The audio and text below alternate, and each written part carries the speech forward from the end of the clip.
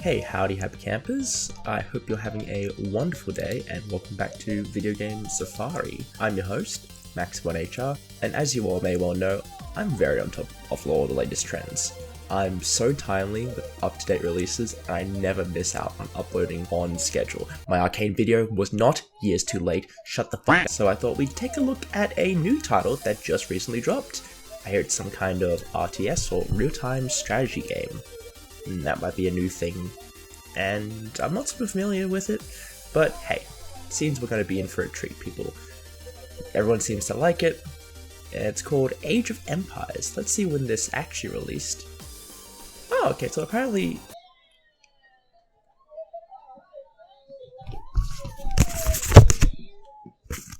Huh.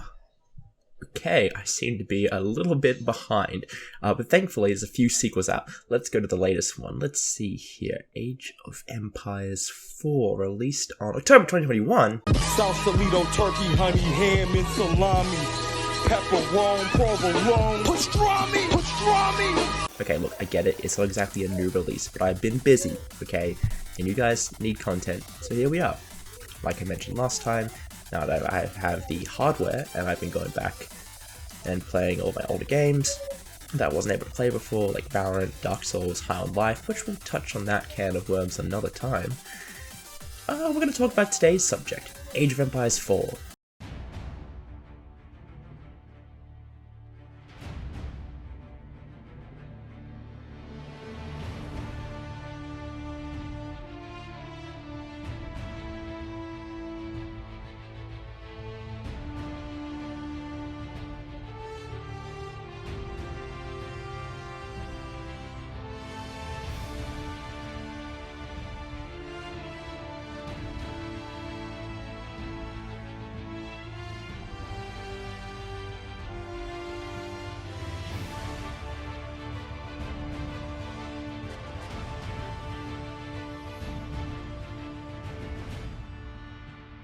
Alright, now, so for some context, I played Age of Empires 2 back when I was like 7, I think, at the oldest, on my dad's work computer when he wasn't using it, and he never really bothered to tell me that he only had the demo that came with the computer itself. Although being fair, he probably had no clue, but what is life about if not finding someone to blame for all the bad things that happen?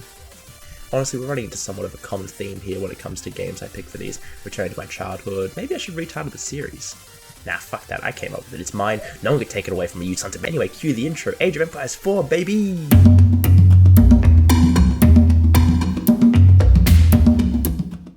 Alright, now I'll skip the disclaimer. I assume we've all seen the previous Video Game Safari episodes by now, if you're watching this video, that is. But to summarize, don't think of this as a review, more of Max's first impressions or something like that. All my subjective thoughts rather than any objective opinions, so feel free to disagree or agree to your leisure. And with that being said, bombshell time. Age of Empires 4 is my favourite PC game at the moment. Not joking. When it comes to games of all time, I have to give that award to The Last of Us. Both parts. Fight me. They're awesome. But I don't know what it is. There's just something about the simplicity of this game and its mechanics that hooks me. In a way that isn't really addictive, rather actually fun. And I'm not expecting to convince anyone really, but maybe if I can explain it, I can at least get you to understand where I'm coming from. But with that out of the way, right off the bat, AOE IV drops you right into a destroyed village in the tutorial, where you have to command 6 villagers and a scout, defending what's left of your destroyed village. Oh my god, this game has lore from outside invaders. It's a simple tutorial, it teaches you the basics of the game. Unfortunately, it does commit the ultimate sin in gaming and forces you to play as the goddamned English. Thankfully, the tutorial is piss easy. It means a tutorial, though. Of course it is. You learn the basics, building defenses, upgrading your work's productivity and armed forces, learning about all the 4 ages your little community can go through. There are no complaints or notes here, honestly. It's pretty easy to pick up after that. And then the actual game begins. Rather, is able to begin. In Age of Empires 4, there are a couple of game modes. Skirmish modes against AI enemies, in which I'd argue most of the game is spent. Online play against friends or in private lobbies, which you can also add AI enemies to. And the story mode of sorts. Honestly, it's just a story mode and more of a very streamlined history of each respective playable empire. I've only really played the English campaign, detailing the history of the Normans and their conquering of the British Isles, and that's mostly because, to be perfectly honest, there's just not a lot there. It's the main game with some heavy restrictions taking place in specific scenarios, so rather than your normal starting point of some villages and a home base, you'll begin with a leader and a commanding legion of soldiers as you march onward and reclaim your land. It's fun enough if you want a pretty shit history lesson, or want to play a what-if scenario of a real historical battle, but I ain't no freaking history nerd, so I don't really care about any of that. Ironically, this game isn't really something I can see a lot of hardcore history buffs playing. Maybe I'm wrong about that, but it's first and foremost an RTS, and the empires you choose are, for all intents and purposes, aesthetic choices. Different coloured teams. You may as well be playing fantasy football or FIFA, which honestly adds to the game's accessibility. It's nice to be able to pick up the game and pick the team whose abilities and resources and warfare advantages best suit your playstyle. And being able to experiment with all these different empires without having to worry about the history of the nation or the socio-politics of that respective empire's reign, or any of that nonsense.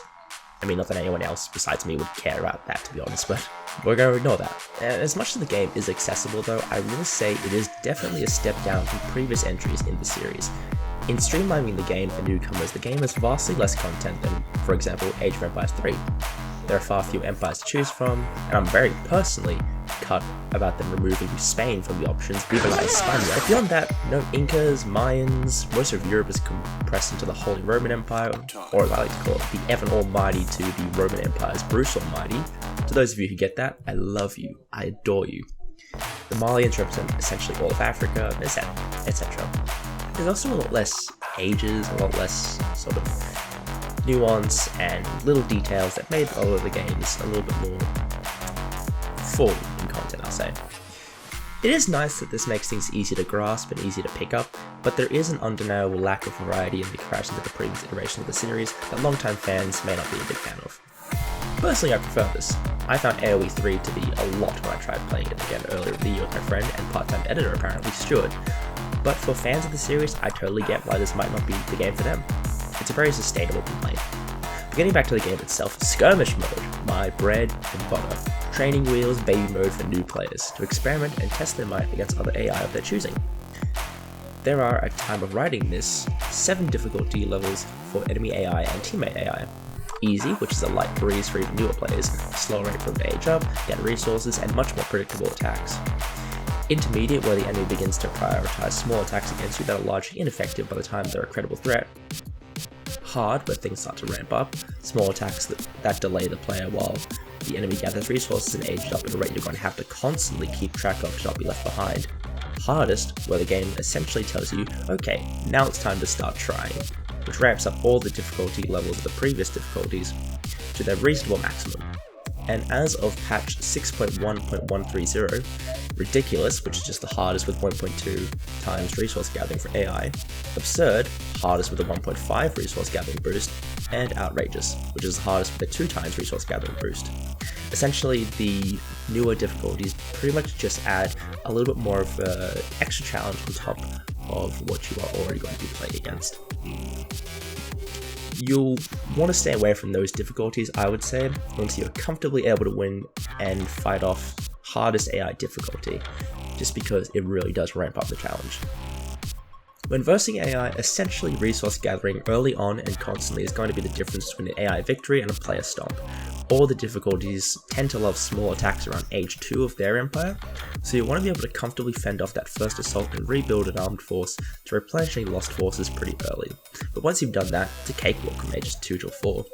Personally, I tend to try to get to age 2 as fast as possible before I begin establishing a military force, but your mileage may vary for the strategy, and can be depending on the difficulty of the enemy AI. Sometimes I find myself having to rush out a couple of spearmen in age 1 because the enemy launched an attack I wasn't expecting, and the variety adds a bit of fun to the game. If I did have one complaint about this game mode, I'd say it's a bit of a steep difficulty curve from intermediate to hard for most beginner players, and I found myself able to fairly easily beat intermediate AI even when I first started, but hard kicked my ass constantly and easily. It can be a bit of a deterrent for players to go up against harder enemy AI for a while, and while the difficulty urges players to experiment more with building upon their skills and strategies, it can be a bit much for beginners. Although being fair, it's not really designed for beginner players, so it's understandable. Sometimes it just feels like artificial difficulty for the sake of dragging out the lifespan of the game, rather than something that feels fair though. That being said, there's almost no real way to make much of a fair fight in these kinds of one-on-ones. Adding in a second AI on your own team makes the difficulty pretty much non-existent. simply because at a point, just having the major numbers advantage makes things too difficult for the enemy to account for every angle and attack and resource of the map all at once, while you're also vying for the same things with another AI. The same thing kind of applies to opposing players. As mentioned before, Stuart plays this game with me often, and he's leagues better than me at most games. Not that that's necessarily an achievement, don't get a big head, Stu. But if I were to add, say, Brudez, Telix, Click, Joe, or any of my other friends to my side, it makes it impossible for Stuart to do anything beyond delaying the inevitable. I'm tempted to call this a balancing issue, but to be honest, it's pretty clearly more of a skill issue on my part.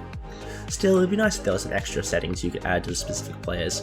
I don't know how it would work, but it'd probably ruin the fun. It's just nice to think about. A bit of a what-if scenario. Who knows? I'm not a game designer. As far as online play goes, I haven't done a lot of experimenting, to be perfectly honest. I mostly just play with my friends, where we verse each other and Stuart wins, we verse some absurdly strong AI and Stuart carries us, or we do 2v2s or 4v4s and Stuart carries me. For players online, this game has been out so long the skill ceiling is way too high for someone like me, relatively new to the game, to even approach, and I prefer my games like AOE to be a bit more of a fun romp. Something to ease my mind after a long day of work, have some fun with my friends, something like that. And I guess it's just that I'm not all that competitive in games, they're not really my speed. I do have to applaud AOE for having that option for players though, for those who want to prove that they're among the best. There's a game mode for them, and for the casual player base there's a large slew of options for them too. I love Age of Empires for its strategy. I love how you can essentially treat the game like a game of simplified chess, where certain players will force a player into a stalemate, but there's almost always a chance for the last second Hail Mary save. As long as you have one villager and a home base, you can always theoretically come back. Which is fun, you know? I don't really know what else to say. I've kind of covered everything I experienced in the game. I suppose it's time to head back to Civilization once again. Hey everyone, thanks for watching. If you're new here and you liked what you saw, why don't stick around and subscribe. I'm trying to do a variety of content these days, video essays, gaming videos, fun with friends, the works, and the channel's growing at a pretty awesome rate, and that is really awesome to see. If you do have the spare income and want to support me, you can do so on Patreon. There's a link in the About section on my channel page, which you can do for as little as $2 Australian or $1 US thereabouts. And of course, no pressure. I do work now, it's fine.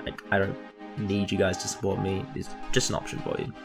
But patrons get to give me word on my scripts. That's what I meant to say. They see some early videos, and the bigger form content like skits and stuff will be posted there early. As well as certain other videos, but it really does depend on the video itself. You get some behind the scenes, blooper reels, that kind of stuff. For videos I make and edit as well, all current patrons will be shouted out at the end of the video. And seeing as I'm an absurdly small channel, all the patrons who have previously subscribed will also be shouted out. So if you want to just support, then if you just want to support once and then stop, you can have all those bonuses for a month and still have your name read out afterwards. Not a bad deal, I'd argue. With that being said, I want to say a big thank you to Big Willie for the support. Kinda hated that, that's fine. Otherwise, like, share, subscribe, leave a comment, you know the deal. Follow me on Twitter. I'm never calling it X. You can't make me call it X. It's never gonna happen. If you want to see me argue with strangers. And otherwise, I'll see you all in the next one. Bye.